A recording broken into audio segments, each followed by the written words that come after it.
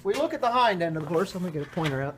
You can see this is pre-trimming, so obviously we did not trim this in a square-toed fashion. The horse has worn her toe off like this. So what our job, trimming herself. She's trimming herself. You also notice, if you look from the side, she has a tendency to always park this foot out when it gets out of balance, so she's standing in a compensation type posture, we'll say. Right. She will always stand kind of like we would stand if we're loafing around with one leg or foot cocked out. That's not the real issue, but the real issue that we notice with her is that every time this foot gets a little bit out of balance, she starts to compensate and stand in that. Yeah, she puts her toe out. We'll say, for lack of a better description, more of a sloppy posture. Yeah. And she also gets to get irritated about her right lead. And a canter. And yeah. You've noticed that, haven't you? Yes, I have. So what we'll end up doing with this foot is, when I go to trim, I'll be very particular about something called medial-lateral balance, and all that really means is inner to outer surfaces. Okay. So you're going to see this. There is nothing to trim on the length of either of these hind feet. The length is already there. It's already shortened. She shortened that, but what she didn't do is balance it from inner edge to outer edge. Okay. So the medial-lateral is the fancy term for that. All it means is I'm going to have to get my rasp in there and do an inner to outer leveling or a balance. And really, that's for her on the hind end, that's 90% of the trim. Then we'll go ahead and clean up a little bit of the flare there and make it look less square.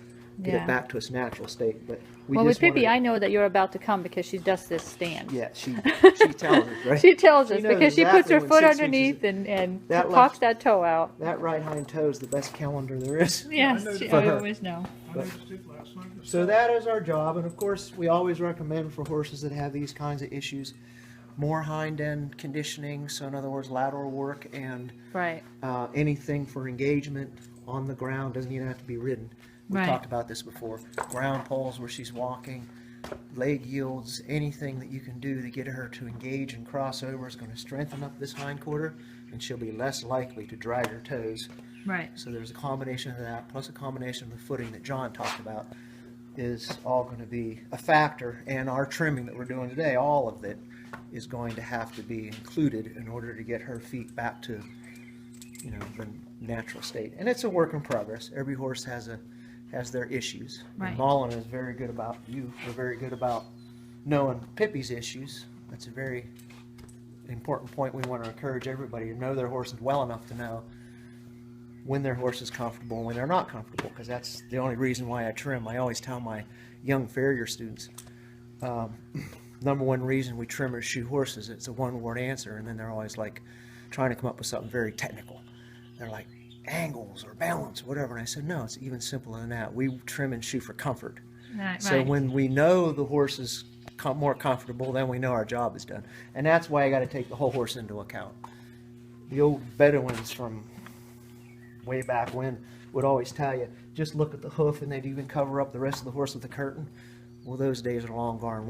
Long gone. We need to actually look at the whole horse in reverse, really, from the top down. Okay. So that's kind of the old school idea. We're trying to get people to reorientate the way they look and examine their horses. We need to look at things from the top down, not just the foot. Because if you see something in the foot, then you just kind of get locked on that, and you're never looking at what's going on upstairs.